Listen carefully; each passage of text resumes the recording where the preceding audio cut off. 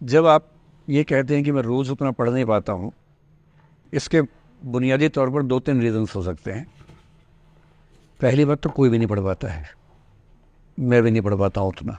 हम लोग प्रिटेंड करते हैं कि हम बहुत पढ़ते हैं। ईमानदारी की बात है कि मैं आज तक कभी भी 1 घंटे से ज़्यादा एक साथ नहीं पढ़ पाया हूँ, और मैंने ठीक ठाक पढ़ाई की है वैसे, है ना, आप भरोसा कर सकती हैं इस बात पे। एक तो अपने आसपास ऐसे लोगों से बचिए जो बार बार दबाव बनाए कि मैं तो बहुत पढ़ता हूँ, तो कितना पढ़ती है। आप कितने घंटे का टारगेट लेके चल रहे हैं, एक प्रॉब्लम ये भी हो सकती है। आपकी उम्र में कॉलेज के अलावा अगर आप 3-4 घंटे पढ़ लेते हैं तो पर्याप्त है। कॉलेज के 3 साल सिर्फ पढ़ाई के लिए नहीं है, पढ़ाई से ज़्यादा सीखने के साल हैं, मंच पे आने के साल हैं। दोस्तों के साथ फिल्म देखिए, दोस्तों के साथ आउटिंग पे जाइए, रेस्टोरेंट में बैठ के खूब बकवास कीजिए उनके साथ। उसमें जो सीखेंगे वो केवल पढ़ाई से नहीं सीखेंगे। तो दिन में 3-4 घंटे बहुत होते हैं। और बाकी मैं एडवाइस करता हूँ बच्चों को कि बहुत सारी एक्टिविटीज़, जिसमें से एक एक्टिविटी चाय की दुकान पे दोस्तों के साथ बैठना, 1 घंटे बात करना भी शामिल है। पर्सनैलिटी ग्रूमिंग के लिए बहुत ज़रूरी है। फिर आप लोगों की उम्र में इमोशंस थोड़े उठापटक होती रहती है। अगर आप महीने के 30 दिन में से 6-7 दिन बीच में नहीं पढ़ पाते डिस्टर्बेंस से, तो इसका मतलब है कि आप दिमागी तौर पर एकदम ठीक हैं। चिंता उनकी है कि जो रोज पढ़ रहे हैं। इसका मतलब वो अपनी उम्र में जी नहीं रहे, वो किसी और उम्र में जी रहे हैं। तो ठीक है, कभी कभी डिस्टर्बेंस है कि उसको एंजॉय कीजिए। डिस्टर्बेंस बस सुंदर प्यारी होनी चाहिए, इतना ध्यान रखिए, है ना। जिसकी वजह से नींद उड़ी हुई है वो अच्छा होना चाहिए, बाकी तो ठीक है। Namaste, sir. Thank you, sir, for this session, sir. I extend my gratitude, sir. It was an honor to listen you, sir. Sir मेरा आपसे सवाल होगा कि कई एक आध एग्जाम्पल होंगे सर जहां आपने लेट गो किया होगा, आप अपने जीवन में भी किसी चीज़ में लेट गो किए होंगे, तो कोई एक आध ऐसा एग्जाम्पल आप शेयर करना चाहे जिससे हमें भी प्रेरणा मिले। मैं बताता हूँ आपको। जो मैंने कहा कि 7-8 साल पहले मैं थोड़ा एंग्जाइटी का शिकार हुआ। कई कारण थे, पर उसमें 2-4 लोग ऐसे थे जिन्होंने मेरा जीना मुश्किल कर दिया था उस समय।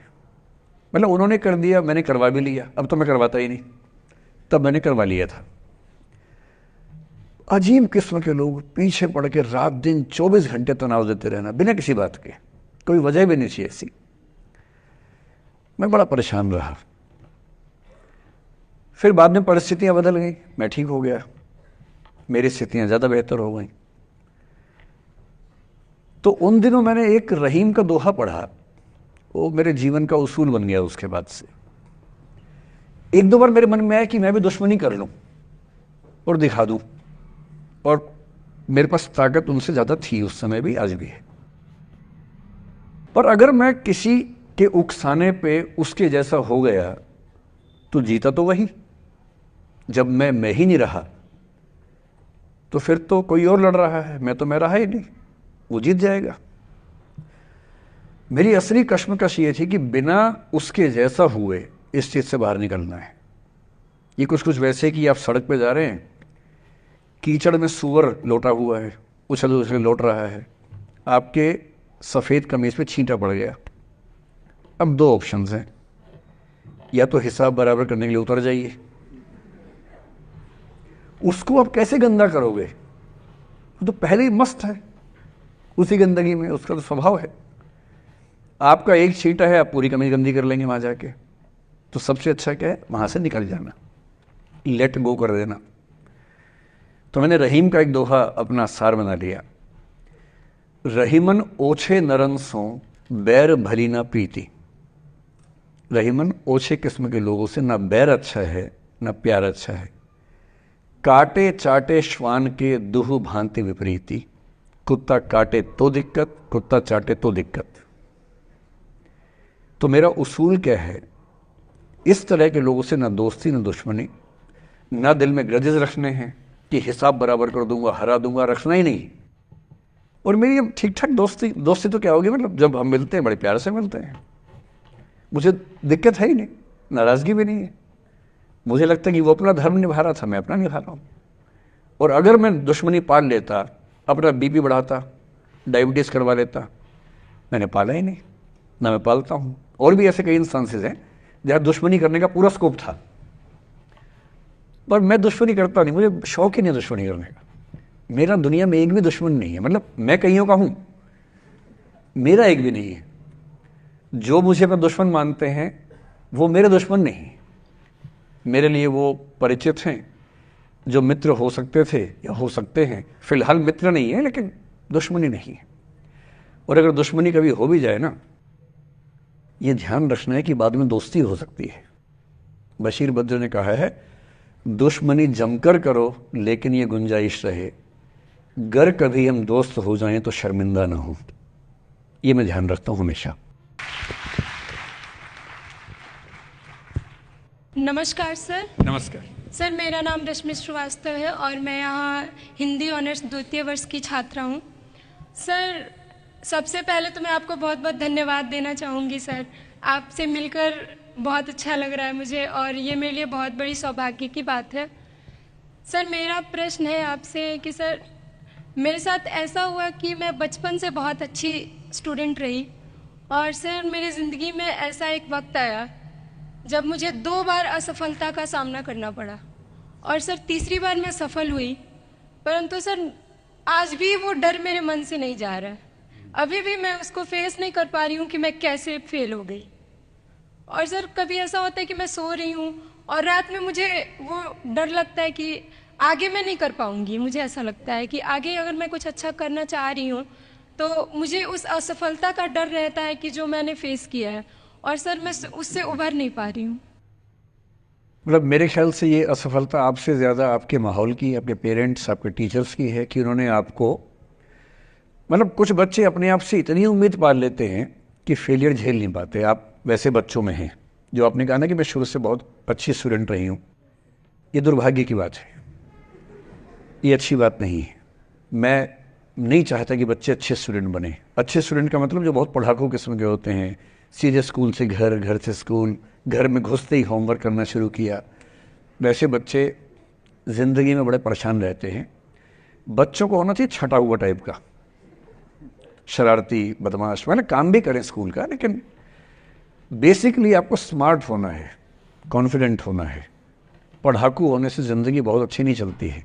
ज़िंदगी के लिए ना व्यक्तित्व चाहिए। हुआ क्या आपके साथ, आपको बता दिया गया कि अच्छा बच्चा वो है जो पढ़ता है, होमवर्क करता है, आपने वो सब किया। तारीफ़ें आपकी इतनी हुई होंगी कि बेटा तुम तो कुछ भी कर दोगी, आपको भरोसा हो गया कि मैं कुछ भी कर दूंगी। लेकिन ऐसी ऐसी तारीफ़ें हर गांव, हर मोहल्ले में कई बच्चों की हो रही थी। जब उन सब में कंपटीशन हुआ तो कुछ सफल हुए, बहुत सफल नहीं हो पाए। तो जो सफल नहीं हो पाए उनको बहुत बेचैनी हुई। आपका सौभाग्य है कि अब तीसरी बार में सफल हो गई।